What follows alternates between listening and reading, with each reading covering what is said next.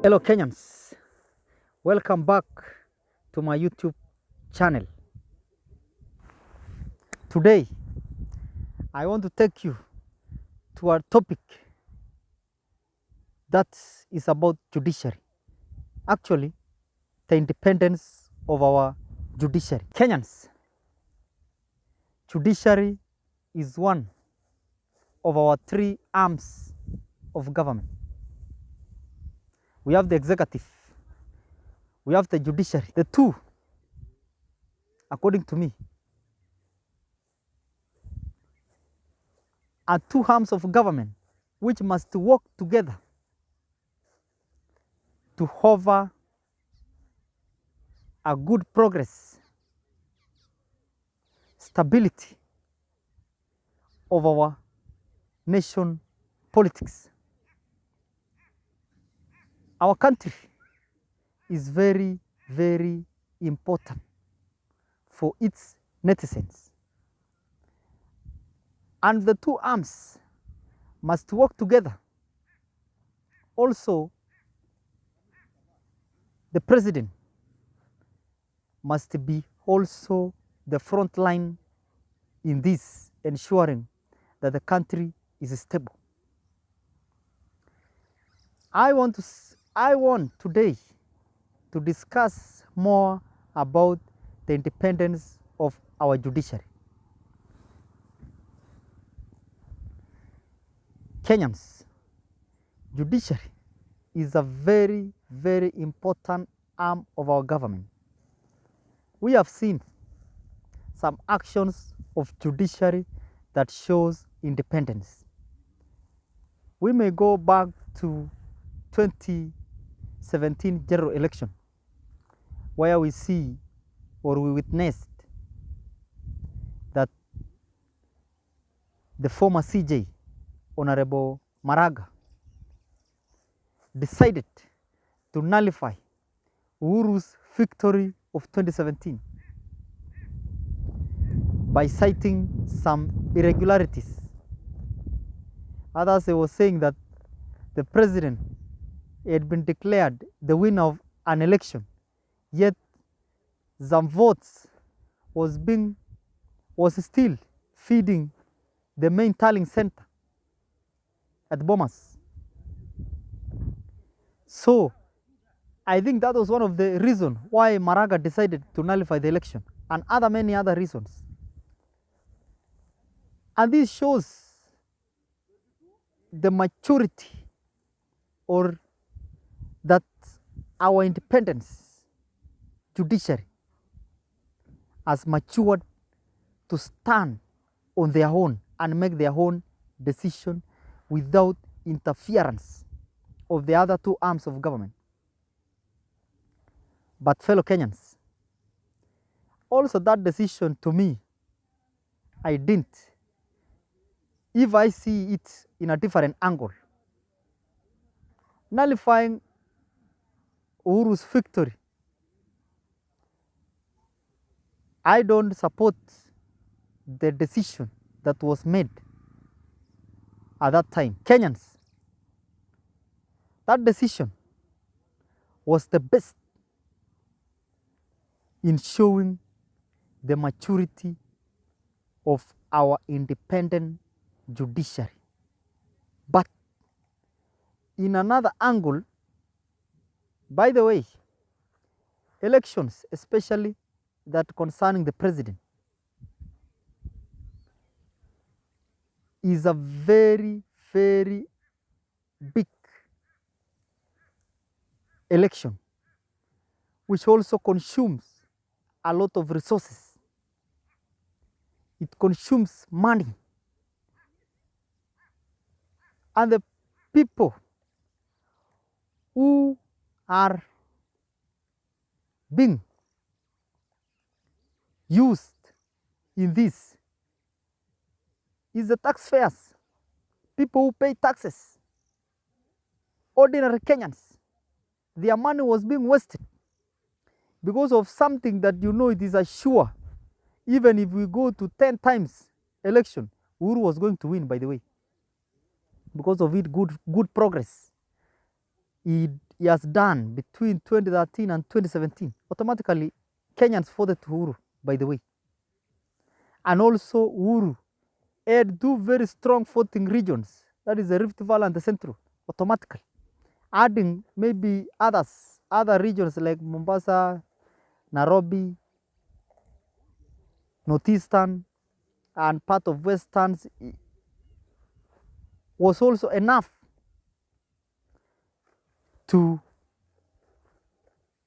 declare Uhuru's victory in 2017.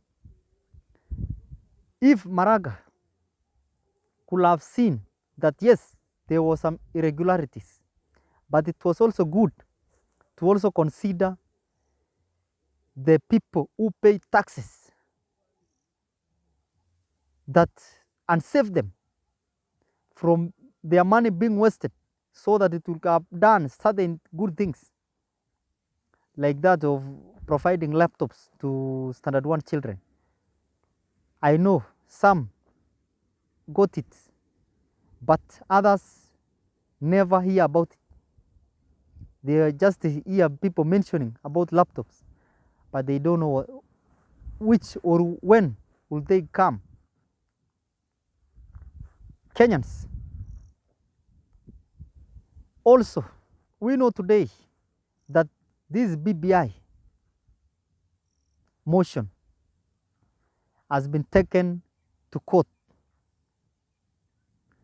being challenged by maybe the decision by the High Court judges who decided to say this is unconstitutional. By the way, the changes of a constitution or constitutional amendments must be welcomed, must be initiated by any individual or any citizen of this Republic of Kenya, including the president, including the prime minister, former PM of the Republic of Kenya, even those who are in opposition, and also the ordinary Kenyans. Anybody can initiate amendments of our constitution, can contribute towards everybody wants to be included.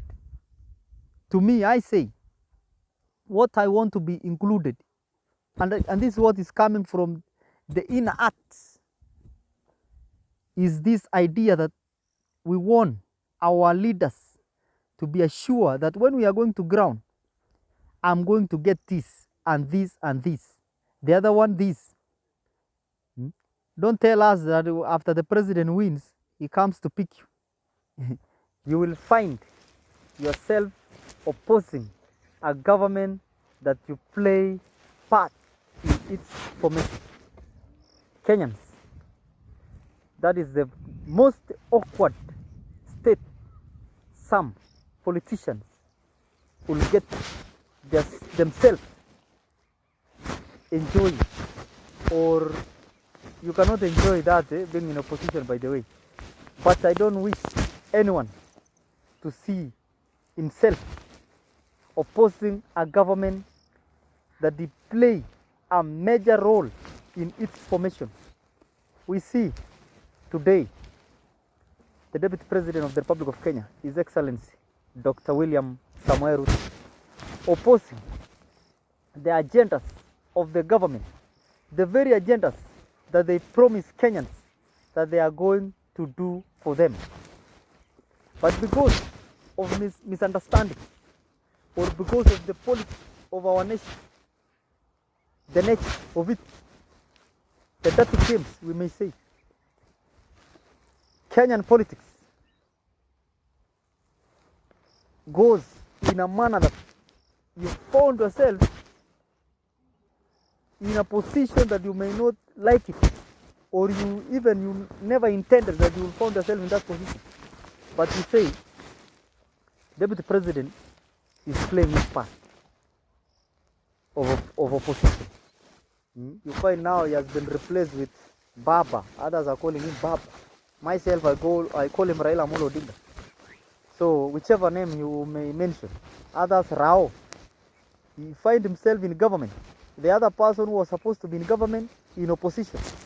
You find interchanging positions in a manner that nobody understands. But we say it is the Kenyan politics. We enjoy it.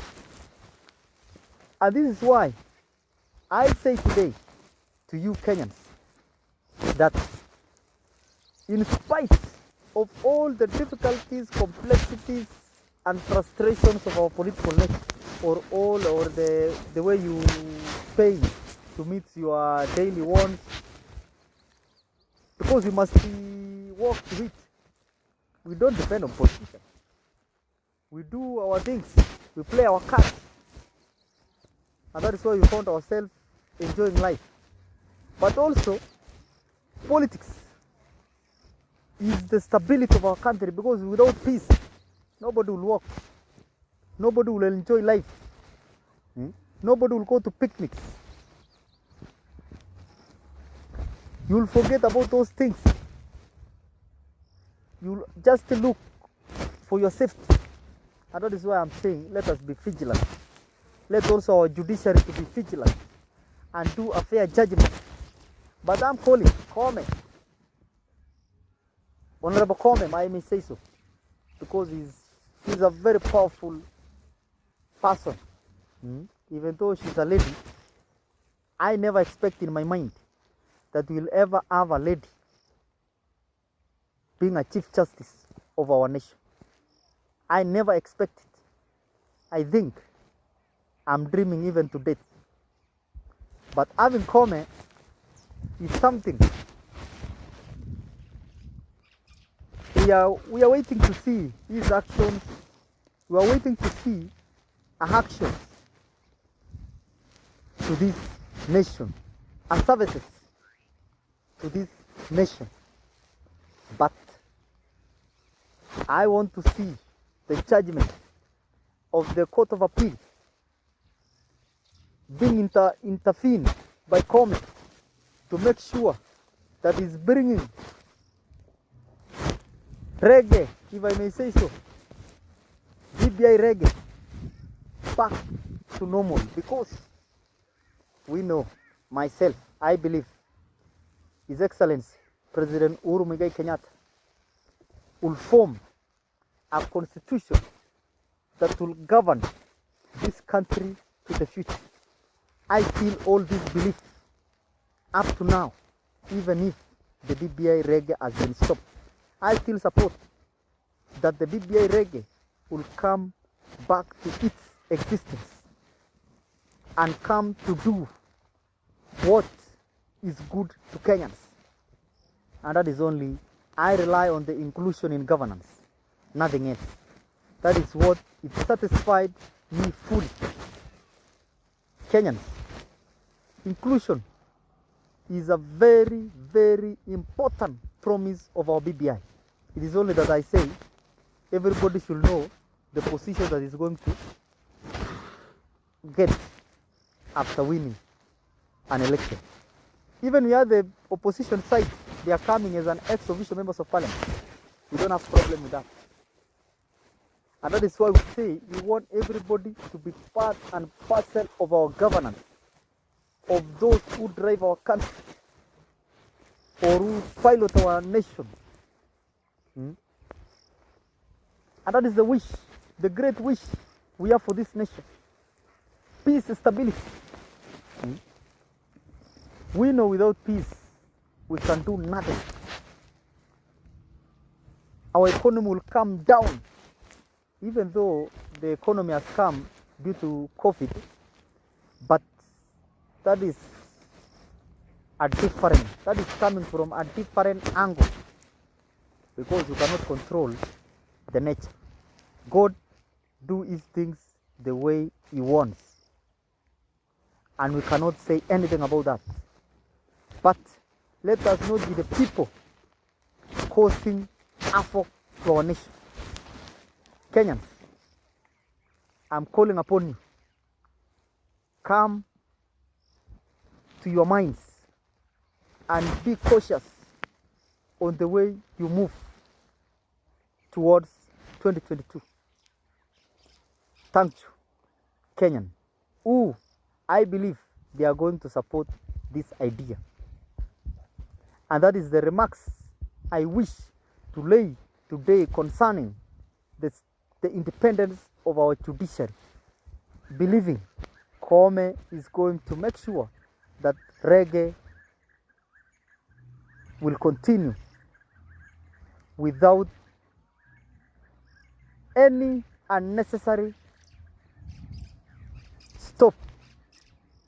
Maybe due to COVID, we accept that because that is beyond our control. But because of people with selfish interest who even don't know what is this BBI promising. For example, I may take you about to the CRA formula. We hear that Elgeyo Marakwet was gaining about many millions of money. Ours, Nakuru County, was gaining 1.3 billion. But Honorable Murkomen, our Senator Elgeyo Marakwet, and Senator Nakuru County Susan Kiga decided, being aligned themselves to the Deputy President, decided to oppose because their person whom they believe that they are strong enough or mature enough to drive the nation was on the opposite side, forgetting the people who voted to him to be the senator, either Elgeyo or Nakuru. Why do we see these Kenyans? Why you are not keen to look at these things? Somebody decided you not to get 1 billion extra because of his own selfish interest or being loyal to somebody. I don't support these petty things myself, and I will never fear such saying anything which is good to Kenyans. And let us be people of facts. Let nobody know. And by the way, I'm going to tell you, leadership is not about the way you talk, the way you express yourself in parliament, in public. It is about the way you keep your mind, and especially the most silent people as the one more very active. And those people wrong very few people in a time, but those who speak many things found themselves being hated by many people, or found themselves in a state that they don't want, like that of Murkomen, found themselves being chased away, whipped from the Senate minority leader because of his speech. But we don't say so. Maybe there were other things, but according to me, the best way is to keep silent in things that you don't know. And Kenyans, I wish you the best life. Don't forget to share, like, and subscribe to this channel. Thank you all.